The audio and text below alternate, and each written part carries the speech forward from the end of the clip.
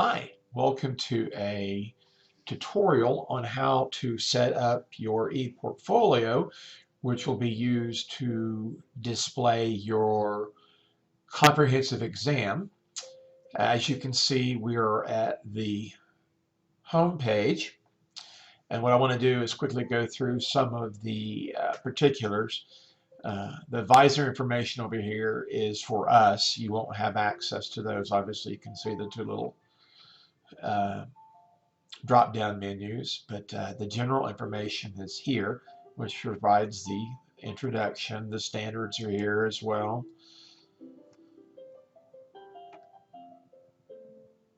There they are. And then you'll see the rationale for going to the portfolio as opposed to the practicum.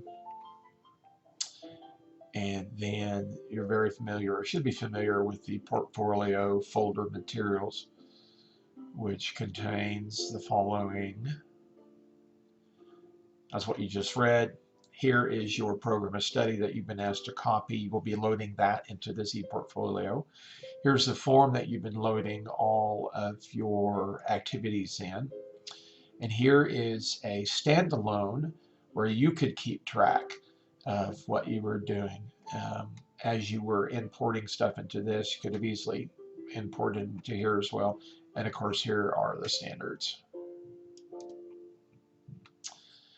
Okay, candidate info. This is where you're going to really be putting some stuff in that we want to look at. Philosophy of education. Okay, so you're going to put your philosophy of education here, and how you're going to do that is when you're signed into this particular site, you're going to come up here and click on the pencil.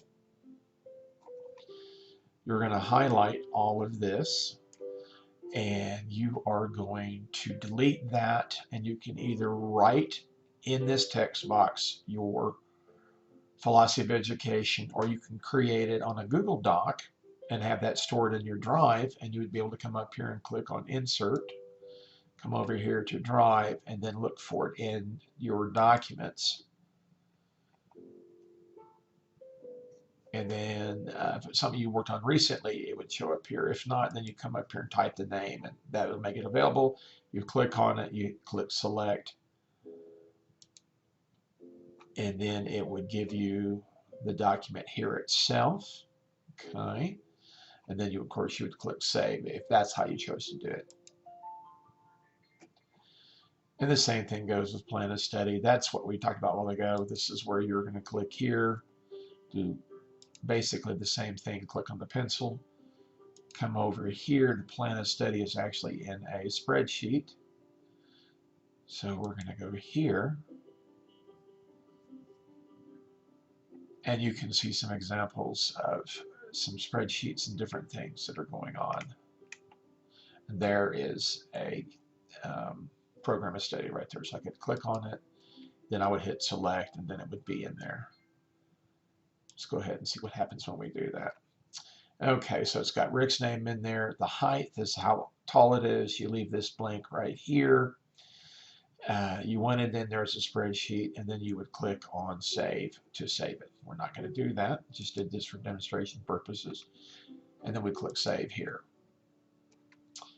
And then same thing with the resume. If you want it on a Google Doc, or if you want to put it in directly, you can. Activity levels. This is where you're going to provide evidence, documentation of what's been taking place that you have been recording.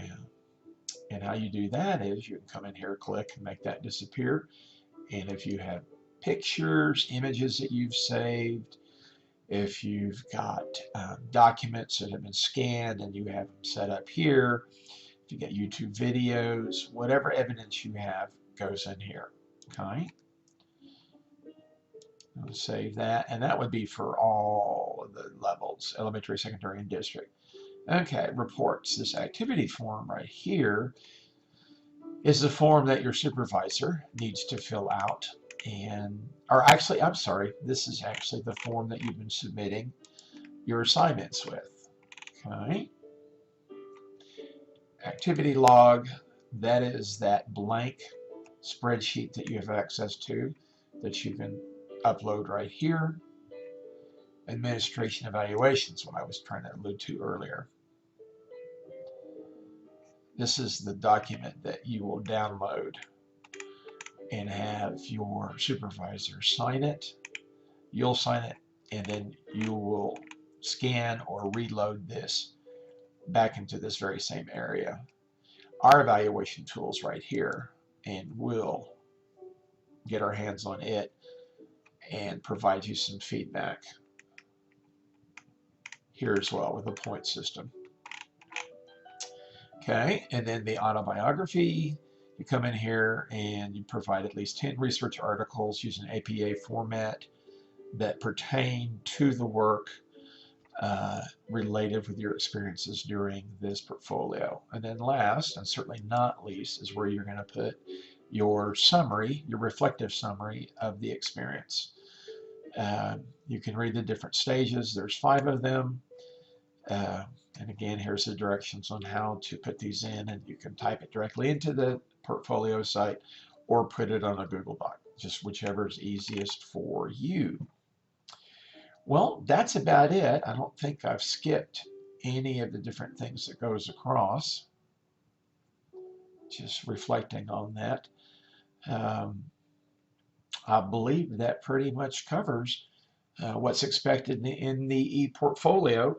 And then as far as presenting it to us, one, you can record a 15-minute screencast, pretty much like what I'm doing now. I'm giving you a good example of that, providing an explanation of the various sections.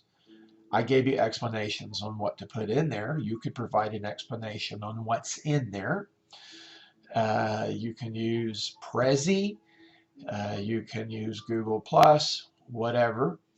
But we'd like to see some recording of you explaining what's going on that will have an advance of your actual live presentation so we can ask you questions about it. All right, now I feel satisfied in telling you what's expected on the portfolio. If you have any questions, feel free to holler at me, and I will get back to you just as soon as I can. Thank you.